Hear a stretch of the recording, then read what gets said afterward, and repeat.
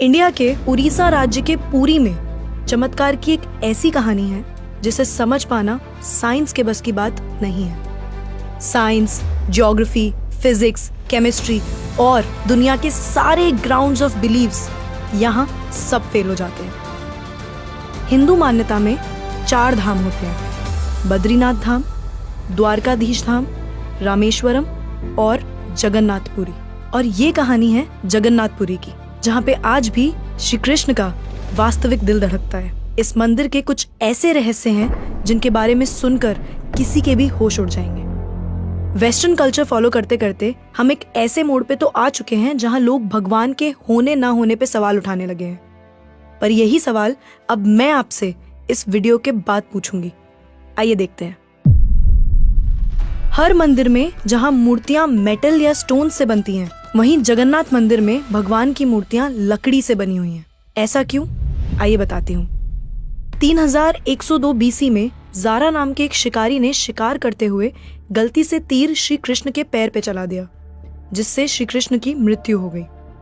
Zara ने श्री कृष्ण का देह संस्कार किया पूरे रीति रिवाजों के साथ। पर जब उनकी चिता शांत हुई तो जारा ने देखा कि एक चमकने वाली मेटल की चीज अभी तक जली नहीं थी।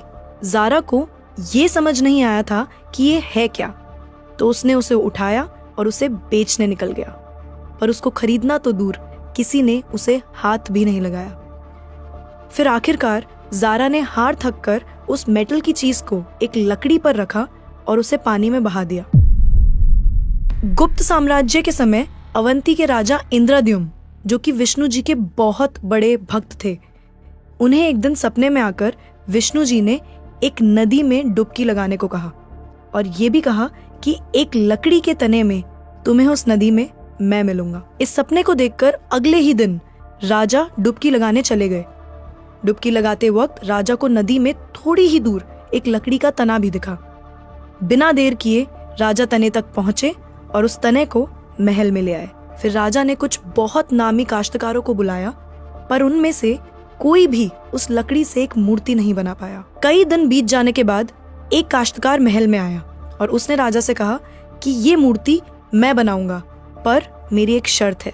राजा ने काश्तकार से उसकी शर्त पूछी, क्योंकि राजा किसी भी शर्त को मानने के लिए तैयार थे। तो काश्तकार ने कहा कि ये मूर्ति बनाने के लिए मुझे पूरे 21 दिन का समय चाहिए और मैं चाहता हूँ कि 21 दिन से पहले ना तो कोई मुझसे बात करे, ना मिले और ना ही मेरे किसी भी काम में विलंब डाले। राजा ने खुशी खुशी ये शर्त मंजूर कर ली। मूर्ति बनाने का काम शुरू हुआ। रोज मूर्ति बनने की आवाजें भी आती थी, पर धीरे धीरे वो आवाजें बंद हो गई। अवंती की रानी को लगा कि शायद भूख प्यास से काश्तकार मर चुका है, इसीलिए उन्होंने जहाँ मूर्ति का काम चल रहा था उस कमरे के दरवाजे को खुलवाने की जिद की और राजा को उनकी बात माननी पड़ी। जैसे ही दरवाजा खुला तो उन्होंने ये देखा कि वहाँ कोई काश्तकार था ही नहीं। सिर्फ और सिर्फ 3 मूर्तियां थी: भगवान जगन्नाथ, उनके भाई बालभद्र और उनकी बहन सुभद्रा।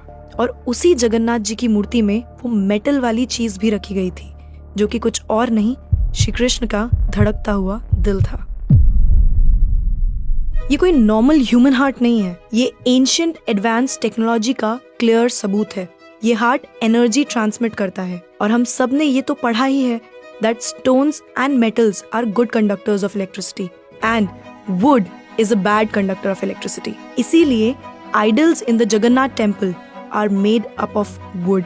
सिर्फ यही नहीं, हर 12 साल में एक बार भगवान की नई मूर्ति स्थापित की जाती है और भगवान के दिल को उस मूर्ति में शिफ्ट किया जाता है।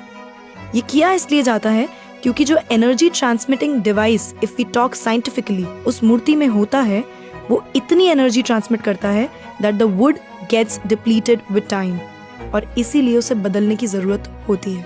पर इसे बदलने का प्रोसेस भी इसी की तरह बहुत इंटरेस्टिंग है। हर 12 साल में एक दिन ऐसा होता है जिस दिन मंदिर में किसी को एंट्री नहीं मिलती। पूरी शहर की बिजली काट दी जाती है। मंदिर के मेन पंडित की आंखों पे पट्टी और हाथों में बड़े और मोटे ग्लव्स पहनाए जाते हैं और 100% अंधेरे में इस दिल को निकालकर नई मूर्ति में फिर से स्थापित किया जाता है। जिन पंडितों ने इतिहास में ये सेरेमनी करी है, उनका कहना है कि उन्होंने देखा तो कभी नहीं, पर इस चीज को, जिसे हम ब्रह्म पदार्थ भी बोलते हैं, इसे हाथों में पकड़ने पे ऐसा लगता है जैसे जिंदा खरगोश पकड़ लिया हो। माना ये भी जाता है कि अगर किसी ने ब्रह्म पदार्थ को देख लिया तो उसकी मौत उसी समय निश्चित है। इसीलिए बिना आंखों पे पट्टी लगाए किसी को भी ये सेरेमनी करने की परमिशन नहीं है। इस मंदिर के ऊपर एक झंडा है जो साइंटिफिक लॉ के बिल्कुल विपरीत चलता है। जैसे कि हमें पता है कि जिस डायरेक्शन में हवा चलती है पतंग भी उसी डायरेक्शन में उड़ती है और झंडा भी उसी डायरेक्शन में उड़ना चाहिए। पर जगन्नाथ मंदिर के इस झंडे की बात बिल्कुल अलग है। ये हमेशा हवा के ऑपोजिट डायरेक्शन में उड़ता है। क्यों और कैसे आज तक कोई समझ नहीं पाया। इस झंडे के साथ एक और खास बात है कि इसे रोज बदलना पड़ता है। इसीलिए मंदिर के पांडु 214 फीट ऊपर लगे इस झंडे को रोज चढ़कर बदलते हैं, क्योंकि कहा जाता है कि अगर किसी दिन ये झंडा नहीं बदला गया तो मंदिर 18 सालों के लिए बंद हो जाएगा। मंदिर में आए भक्तों के बीच रोज प्रसाद बांटा जाता है। उनके लिए वो प्रसाद बनाया जाता है और जगन्नाथ मंदिर में होने वाली हर चीज में कहीं ना कहीं भगवान की कोई ना कोई लीला छुपी है। मंदिर में रोज 500 लोगों के लिए प्रसाद बनता है और कभी कभी भक्तों की संख्या हजारों में भी चली जाती है। पर जगन्नाथ मंदिर में भक्तों के लिए प्रसाद कभी कम नहीं पड़ा। दिन भर मंदिर में प्रसाद बांटा जाता है, पर कहते हैं कि आज तक इस मंदिर में एक भी दाना प्रसाद ना कम पड़ा है और ना ही व्यर्थ गया है। पर ऐसा एस्टिमेशन इंसानों के लिए करना तो बहुत ही मुश्किल है। और ये बात यहीं खत्म नहीं होती। प्रसाद बंटने की मिस्ट्री तो है ही, उससे बड़ी मिस्ट्री है प्रसाद बनाने की। लकड़ी की आग पे 7 मिट्टी के बर्तनों को एक के ऊपर एक रखकर प्रसाद बनाया जाता है। साइंस और लॉजिक्स कहते हैं कि सबसे पहले सबसे नीचे वाले बर्तन का प्रसाद पकना चाहिए, पर पुरी के जगन्नाथ मंदिर में साइंस और लॉजिक्स नहीं चलते। इन 7 बर्तनों में सबसे पहले सबसे ऊपर रखे जाने वाले बर्तन का प्रसाद पकता है, फिर उससे नीचे वाले बर्तन का, और ऐसे ही सबसे नीचे रखे बर्तन का प्रसाद सबसे आखिरी में पक के तैयार होता है। हाँ, मुझे पता है आपको भी अभी कुछ नहीं समझ आ रहा होगा। इसे आज तक कोई नहीं समझ पाया। इस मंदिर की खूबसूरती शब्दों में नहीं बताई जा सकती। इतना बड़ा मंदिर इतने सालों पहले बिना किसी टेक्नोलॉजी के कैसे बनाया होगा। पर क्या आपको पता है 214 फीट के इस मंदिर की डोम की परछाई आज तक कभी बनी ही नहीं। Are you shocked? You must be. But it is true. Jagannath Puri temple के डोम्स की शैडो बनती ही नहीं है कभी भी at any time of the day। और हमारी फेवरेट साइंस इस बात का भी लॉजिक नहीं ढूंढ पाई। The mystery is not over here। जैसा कि हमें पता है कि कुछ buildings, architectures and areas no fly zones होते हैं, मतलब वहाँ ड्रोन्स, एयरप्लेन्स या कोई भी मैन मेड फ्लाइंग ऑब्जेक्ट पहुंचाने की या उड़ाने की परमिशन नहीं है। पर पक्षियों को तो हम नहीं रोक सकते, उन्हें समझाना तो बहुत मुश्किल है ना। पर अगर हम जगन्नाथ टेम्पल की बात करें तो वहाँ पे ऐसा कुछ है जो शायद पक्षियों को पता है और हमें नहीं, क्योंकि इस मंदिर के ऊपर कोई भी ड्रोन, कोई भी एयरप्लेन या कोई भी पक्षी कभी उड़ता ही नहीं। आपने देखा होगा ना मंदिर के डोम्स पे या बड़ी बड़ी बिल्डिंग्स पे बर्ड्स को बैठे हुए। कभी जगन्नाथपुरी जाएंगे तो देखिएगा that birds don't rest on the roof of Jagannath temple. आप कभी भी किसी भी पक्षी को जगन्नाथ टेम्पल की छत पे या उसके डोम्स पे बैठा हुआ नहीं देखेंगे।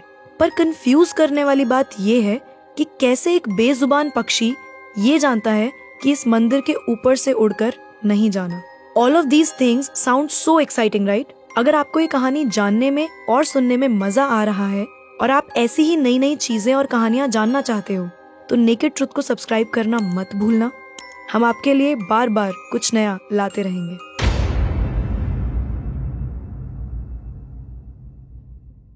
आइए फिर से चलते हैं जगन्नाथ मंदिर की मिस्ट्रीज की तरफ।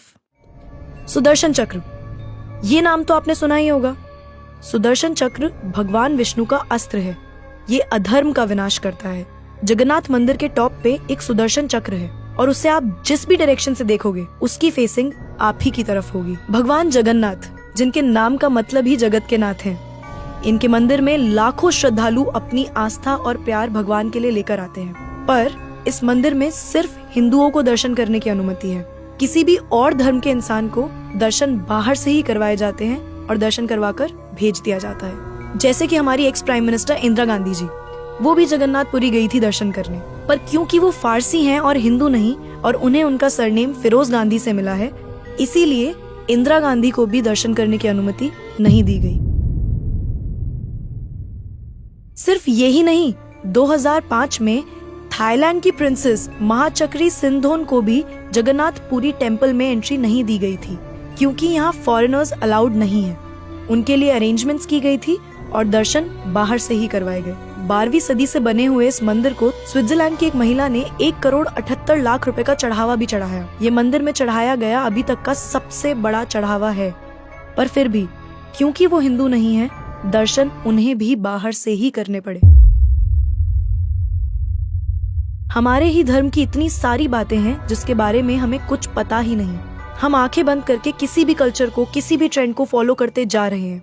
हम भूल गए हैं कि हम एक ऐसे धर्म से जुड़े हैं जिसने दुनिया में संस्कृति, सभ्यता, परंपरा और संस्कार को हमेशा जिंदा रखा है। ये सनातन धर्म है और अब हमें धर्म को बचाना है।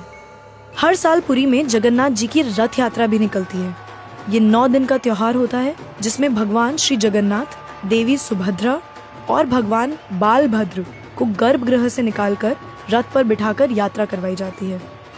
माना जाता है कि ये यात्रा इसलिए निकलती है क्योंकि भगवान इन 9 दिनों में प्रजा के बीच आकर प्रजा के सुख दुख को खुद देखते हैं और इस यात्रा में लाखों करोड़ों भक्तों की भीड़ हर साल इस यात्रा का हिस्सा बनती है। जगन्नाथपुरी मंदिर की मिस्ट्रीज यहाँ खत्म नहीं होती। और भी बहुत सारी कहानियां हैं जो हम नहीं जानते, जैसे कि हर साल भगवान 15 दिन के लिए बीमार पड़ते हैं और भक्तों के लिए मंदिर में दर्शन बंद कर दिए जाते हैं, पर बहुत कम लोग जानते हैं कि ऐसा क्यों होता है। वी होप आपको ये वीडियो देखकर अच्छा लगा होगा। तो अब मैं आपसे पूछना चाहती हूँ, आपको क्या लगता है, भगवान सच में होते हैं